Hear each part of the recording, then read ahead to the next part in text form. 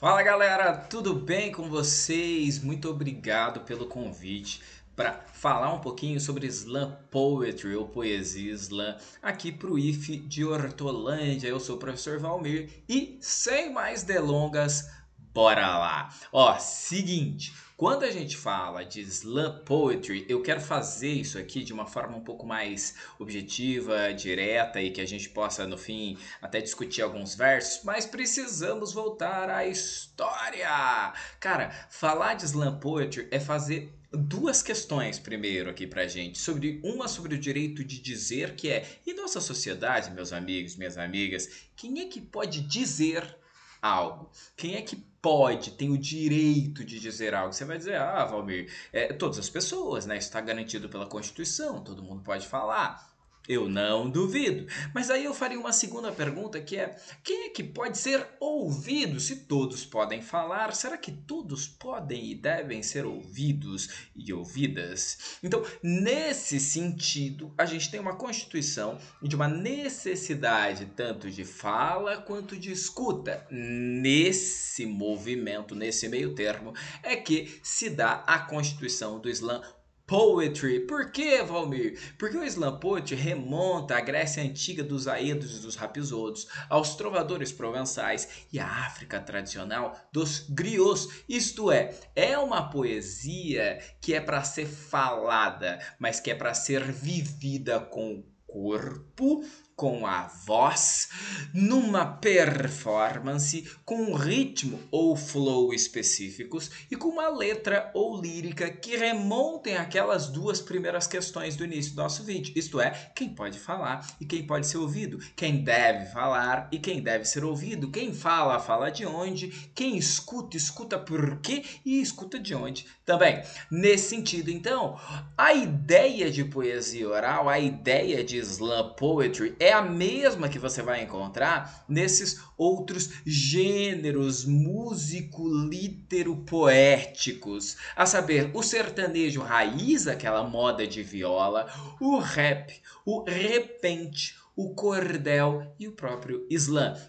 São todos, de um modo ou de outro, do ponto de vista da forma, aparentados. Isto é, eles trabalham mais ou menos igual, com a ideia de corpo, de voz, de performance, de lírica e de flow, muito característicos, certo? Então, fechando, o Slam Poetry assim como os outros, uma poesia oral feita para ser declamada. Então, se você quer fazer slam, você vai precisar declamar ou que alguém declame para você. Mas normalmente é o próprio sujeito que faz e que declama. Por quê? Porque a palavra ganha força e se sustenta no ato da declamação. Por isso que a gente, quando faz o slam, a gente fala da gente mesmo.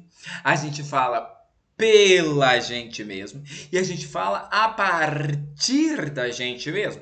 E essas três coisas são bem diferentes, porque eu posso falar de mim de uma forma mais egocêntrica, posso falar por mim, isto é, ninguém me deixa falar por mim, as pessoas falam por mim, mas eu quero tomar essa voz para mim. Ou posso falar a partir do meu lugar, a partir de mim.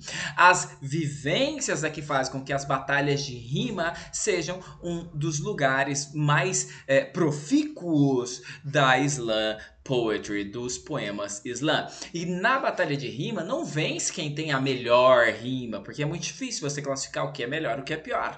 Mas vence normalmente quem incorpora o texto ao corpo. Então o seu corpo, ele vive aquilo que está sendo mostrado na letra. Então o corpo e a letra são uma coisa só. O poeta e a poesia, a poeta e a poesia são uma coisa só. Então você sente o verso na garganta, mas também no peito, no olho, no corpo todo. Nesse sentido, então, eu gostaria de dar alguns exemplos para vocês de como isso pode se dar. Vou pegar um rap aqui do Sabotage para você perceber o flow, a importância do ritmo. Olha como ele constrói lá em Munra, assim ó. Menina Leblon, vermelho batom, foi vista com o Joe, malhando na praça, sabote canão, convoca pro som, a paz dos irmãos de todas quebradas. Então perceba que há uma estrutura estrutura que mantém a rítmica, mantém o flow mais ou menos equilibrado. Ele começa com uma sílaba mais fraca e depois ele vem sempre numa segunda sílaba forte, átono e tônico. Aí você tem duas sílabas fracas e ele termina com uma sílaba forte, ó. Menina Leblon, vermelho batom, foi vista com o Joe, malhando na pra, sabote canão, convoca pro som, a paz dos irmãos, de todas quebrar. Então perceba que aquilo que você aprende lá na metrificação tá aqui. Para quê? Para manter o ritmo, para manter o flow. Legal? Pegou? Pegou. Agora, eu falei para vocês que não adianta você só ter a estrutura. Você precisa fazer com que essa estrutura ela seja uma constituição do sujeito e que ela fale com o sujeito, a gente, a nossa voz e a nossa poesia, elas se relacionam ao contexto sociopolítico dentro do qual a gente está, ou a partir do qual a gente fala, ou para o qual a gente quer falar. Nesse sentido, então, eu gostaria de ler um slam de Luísa Romão chamado Manifesto, e aqui ela vai falar sobre a própria poesia, e perceba que a estrutura já não tem a mesma rítmica de um Sabotagem, mas continua falando de si, por si, a partir de si, falando da poesia, mas relacionando a um contexto sócio-histórico político. Veja, poesia é palavra em estado de lança-chamas que faz mijar na cama.